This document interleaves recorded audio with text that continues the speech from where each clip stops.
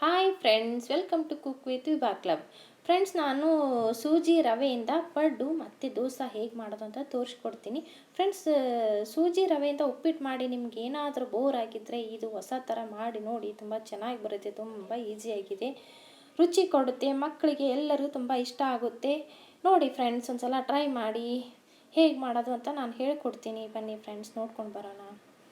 Friends, ನಾನು ಸೂಜಿ ರವೆ ತೆಗೆದುಕೊಂಡಿದ್ದೀನಿ. ಇದು 3 ಕಪ್ಪಷ್ಟು ತೆಗೆದುಕೊಂಡಿರೋದು. ನಿಮಗೆ ಎಷ್ಟು ಬೇಕೋ ಕ್ವಾಂಟಿಟಿ ಆ ಸೈಜಲ್ಲಿ ನೀವು ಮಾಡ್ಕೊಳ್ಳಿ. ನಾನು 3 ತೆಗೆದುಕೊಂಡಿದ್ದೀನಿ. 3 ರವೆ ತೆಗೆದುಕೊಂಡ್ರೆ 1 ಉದ್ದಿನಬೇಳೆ ಹಾಕಬೇಕು ಫ್ರೆಂಡ್ಸ್. ಮತ್ತು ಇದು ಮುಳುಗುವಷ್ಟು ನೀರು ಹಾಕಿದ್ದೀನಿ ರವೆನ. ನೋಡಿ, ಇದು ಮುಳುಗುವಷ್ಟು ನೀರು ಹಾಕಿಬಿಟ್ಟು ಪಕ್ಕಕ್ಕೆ ಎತ್ತಿಟ್ಬಿಡೋಣ ಇವಾಗ. ಆಮೇಲೆ ಉದ್ದಿನಬೇಳೆ ತೆಗೆದುಕೊಳ್ಳೋಣ. 1 ಕಪ್ಪಷ್ಟು ಹಾಕ್ತಾಯಿದ್ದೀನಿ ಫ್ರೆಂಡ್ಸ್. ಚೆನ್ನಾಗಿ ನೆನಪಿಟ್ಕೊಳ್ಳಿ. 3 ರವೆ, 1 ಉದ್ದಿನಬೇಳೆ. ಇದು ಕೂಡ ಚೆನ್ನಾಗಿ ತೊಳೆದ್ಬಿಟ್ಟು ನೀರಲ್ಲಿ ನೆನೆ ಇಡ್ತಾ ಇದ್ದೀನಿ. ಇದು ಒಂದು 4 ತಾಸಷ್ಟು ನೆನೆ ಇಟ್ಟಿರೋದು ಫ್ರೆಂಡ್ಸ್.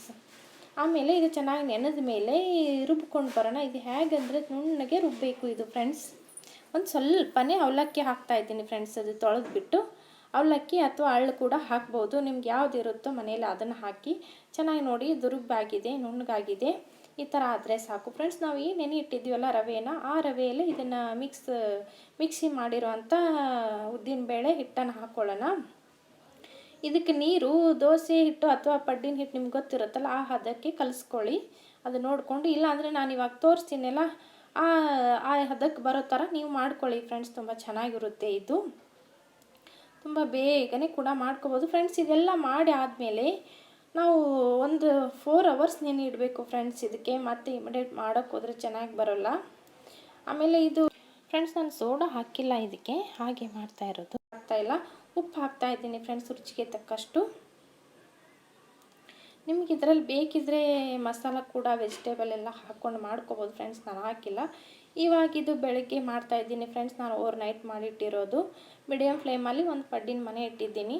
ಇದಕ್ಕೆ ಸ್ವಲ್ಪ ಎಣ್ಣೆ ಹಾಕ್ತಾಯಿದ್ದೀನಿ ಫ್ರೆಂಡ್ಸ್. ಇವಾಗ ಎಲ್ಲವೂ ಒಂದೊಂದಾಗಿ ನಾವು ಸ್ವಲ್ಪ ಗ್ಯಾಪ್ ಬಿಟ್ಕೊಂಡು ಹಾಕೋಬೇಕು ಫ್ರೆಂಡ್ಸ್. ಇದು ತುಂಬಾ ಹಾಕೋಕ್ಕೆ ಹೋಗಬೇಡಿ.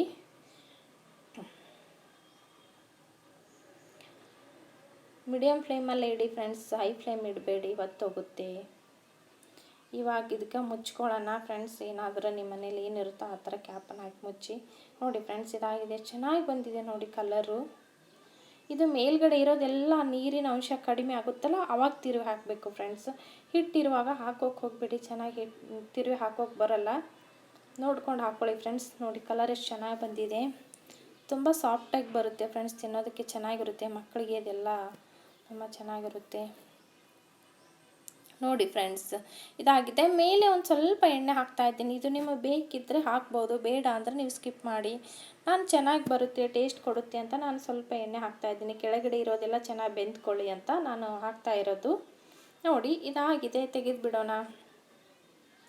ನೋಡಿ ಫ್ರೆಂಡ್ಸ್, ಎಷ್ಟು ಚೆನ್ನಾಗಿ ಬಂದಿದೆ ಅಂತ.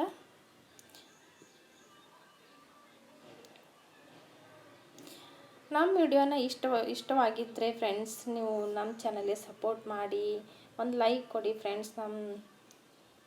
ನೋಡಿ ಫ್ರೆಂಡ್ಸ್, ಇದಾಗಿದೆ. ನೋಡಿ ಫ್ರೆಂಡ್ಸ್, ನಾನು ಇದಕ್ಕೆ ಕಾಯಿ ಚಟ್ನಿ ಮಾಡಿದ್ದೀನಿ ಮತ್ತು ಸಾರು ಮಾಡಿದ್ದೀನಿ ಫ್ರೆಂಡ್ಸ್. ಇದಕ್ಕೆ ಪಾಲಕ್ ಸೊಪ್ಪಿನ ಸಾರು. ಇವೆರಡು ಚೆನ್ನಾಗಿರುತ್ತೆ ಅಂತ. ಇಲ್ಲಾಂದರೆ ನೀವು ಮೊಸರು ಚಟ್ನಿ ಕೂಡ ಮಾಡ್ಕೋಬೋದು. ನೋಡಿ ಎಷ್ಟು ಸಾಫ್ಟಾಗಿ ಬಂದಿದೆ ಫ್ರೆಂಡ್ಸ್. ನೋಡಿ ಎಷ್ಟು ಚೆನ್ನಾಗಿ ಬಂದಿದೆ. ಒಂದು ಸಲ ಟ್ರೈ ಮಾಡಿ ಫ್ರೆಂಡ್ಸ್.